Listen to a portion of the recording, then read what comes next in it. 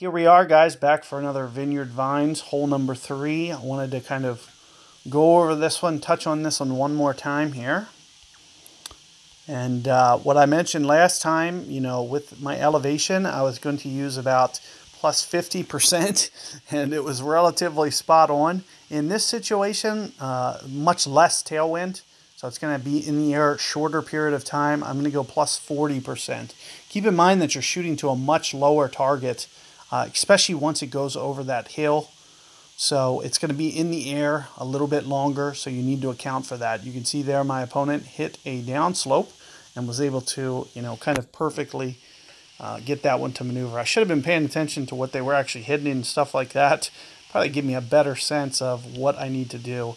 So I'm going to basically consider that one per ring it's going to fly downhill at. So with a Titan ball, I expect it to kind of land. First off, I'm going to play that wind. So I'm looking over towards my white ring as kind of a landing zone. So I'm going to put my edge of my bullseye there. And then all I need to do to play this is do one extra stack. So you're going to see me just stack that bullseye right on top. In this situation, I should be able to go absolutely max and really try to cut this as much as possible. I'm trying to land it much more centered, so you can see that I was able to get away with that. It looks like I'll probably get it to a Saturn distance, and I'll show you the best way to get a Saturn shot. Hopefully, we might be able to see my opponent get it to a short iron distance. Let's see if, one of the things that I'll do is a rough bump here. If I was my opponent, I'll go for a rough bump right there. You're going to see they're going to go for a backspin shot. So I would highly recommend that rough bump. However, you're probably going to need to max it for thorn. And also, you'll probably have to land very north on that fairway. So it is a little bit risky, but on a side wind like this, it's less risky. So as I was mentioning, 3-ish top spin is going to be kind of the min that you can use, which is basically what you have on a thorn.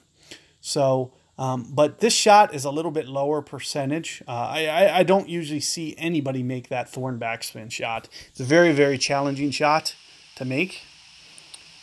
And let's take a look at this one. So what you're going to see from me is probably a Saturn backspin 5.4.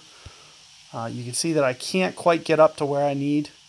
And there's max. I'm going to probably land kind of on the short end. I usually play this relatively flat. It kind of goes over a depression. I don't use elevation on this hole usually.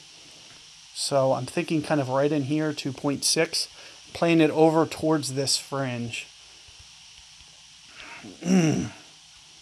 So right in here somewhere should be pretty good. And as you can see, 2 miles per hour, or 2 rings, sorry, 2.0 or so, 2.1. Perfect ball, so it might have a chance. Let's see if I can get it to no, it came off. So it was a little bit of an overcorrection, as you can see, but you just need to get it just rolling off that edge. So I did overcorrect just slightly. So a minus 10%, 1.9 there, might have been spot on.